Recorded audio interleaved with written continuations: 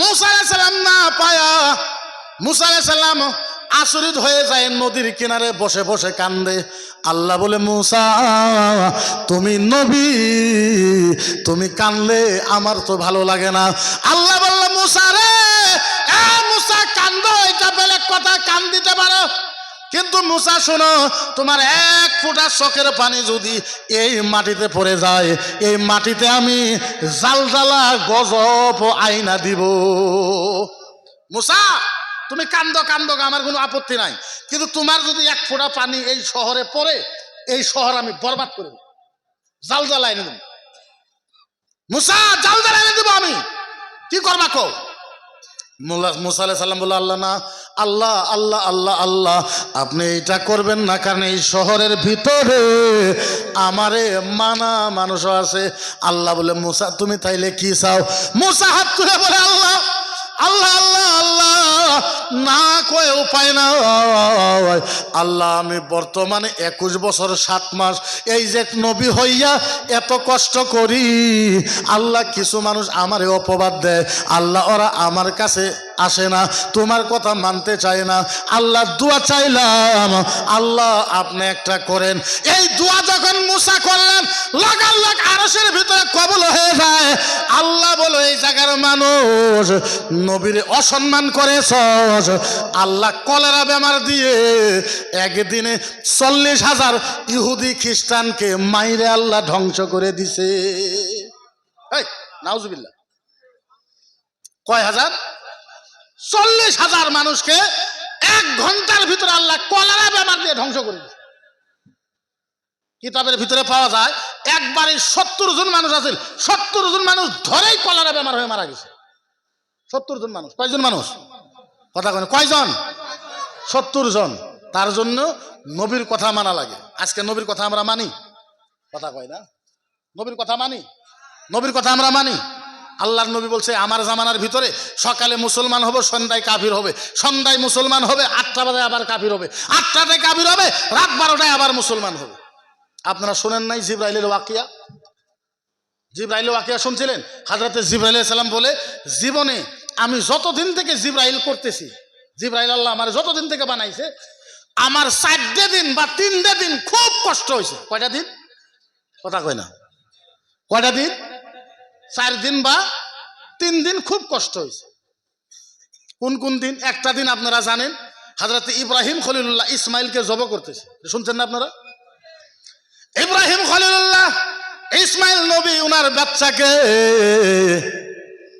মিনার ময়দানে বিসমিল্লাহে আল্লাহু আকবার কইছে। আচ্ছা বলেন, বিসমিল্লাহে আল্লাহু আকবার কওয়ার পর গলা কাটতে কি দেরি লাগে? দেরি লাগে? আপনারা যখন সরই জমা করেন, বিসমিল্লাহে আল্লাহু আকবার কইছেন, তারপরে ছুরি চলাইতে দেরি লাগে? হযরতে জিবরাইল আলাইহিস সালাম কইতেছে যে ইব্রাহিম খলিলুল্লাহ যখন ইসমাইলকে বিসমিল্লাহে আল্লাহু আকবার জবর করছে, আমি তখন কোনো জানো বলো কোনো, বলে 7 আসমানের উপরে আরশ, ওই আরশের উপরে একটা বড়ই গাছ, ওই বড়ই গাছের তলে আমি বসে আছি। কি আছি? বসে আছি। আল্লাহর নবী মেরাজের রাত্রে যখন গেছিলেন আরশে, আল্লাহর নবী আইসা ওই বড়ই গাছের কথা আল্লাহর নবী কইছে যে আমি আরশের যখন গেলাম, যাই দেখি খুব বড় একটা বড়ই গাছ, বড়ই গাছের একটা করে পাতা, হাতির 10টা করে কান, হাতির 10টা হাতির কান একসাথে করলে যত বড় হয়, তার থেকে বড় একটা করে পাতা।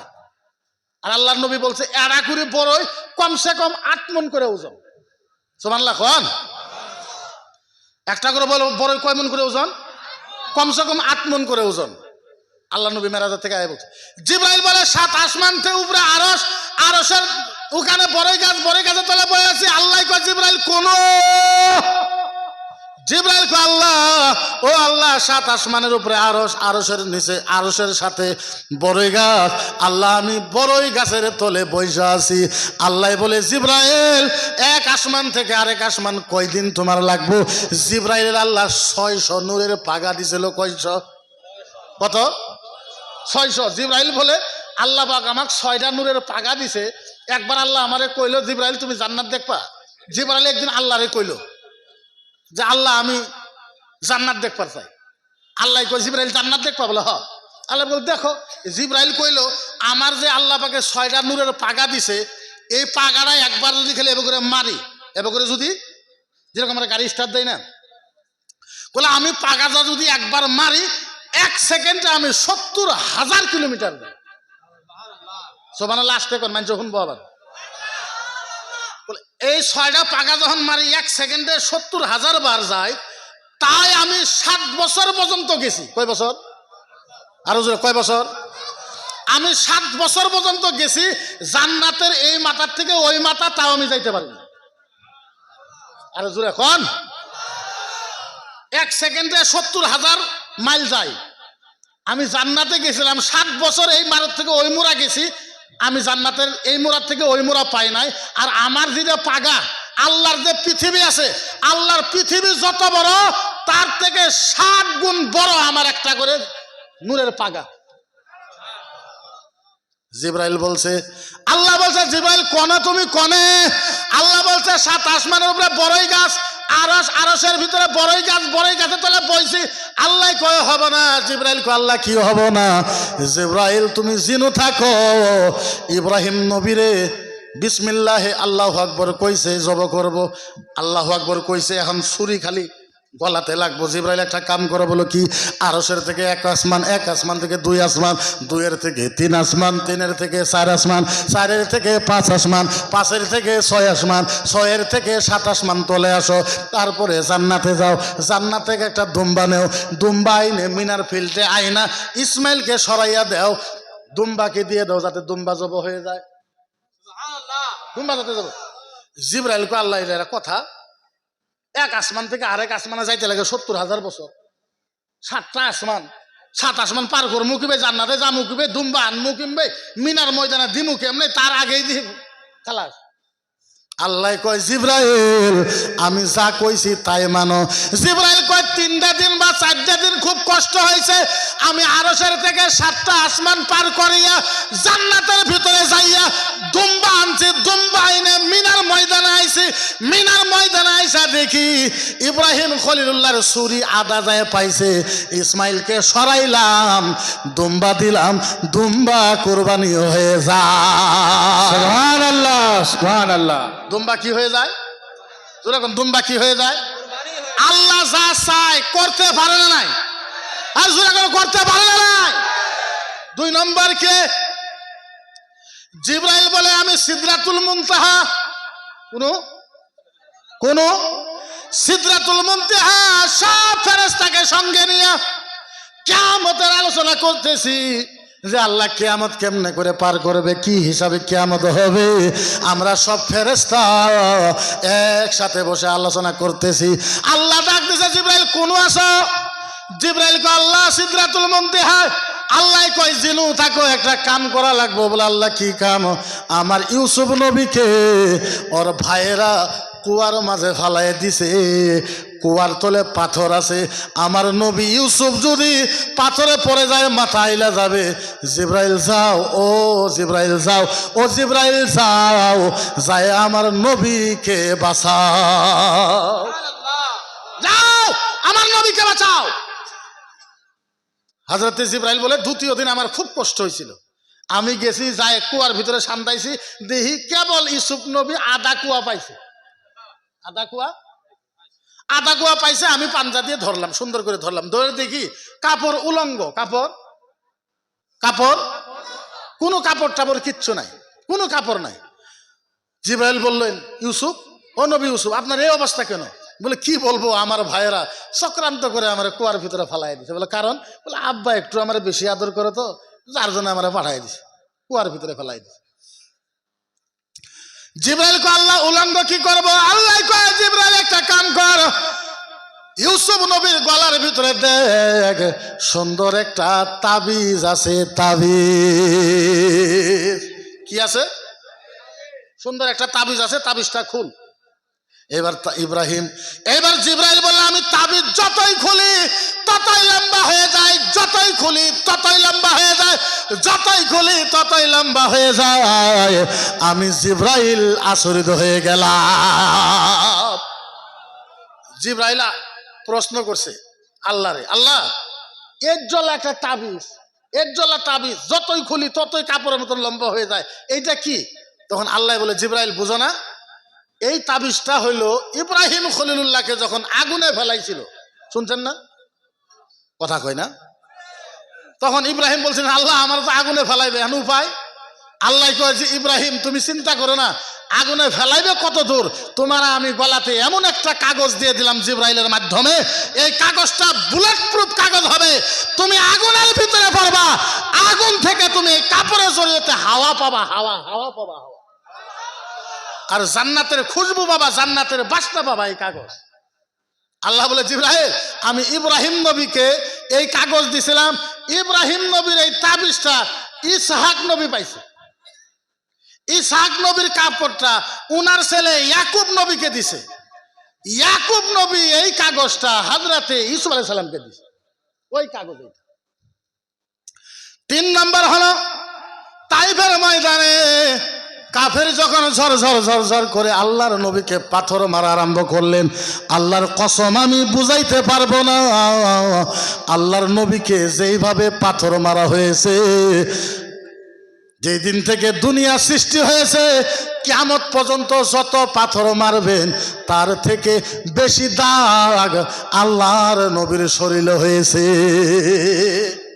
ওই নবীর পালক পোলা যায়েদ ছিলেন, হযরতে যায়েদকে আল্লাহর নবী বলল, আমার সন্তান যায়েদ, তোমার কাপড় দিয়ে আমার শরীরের রক্তকে মুছে দাও, আমার শরীরের রক্তকে মুছে দাও।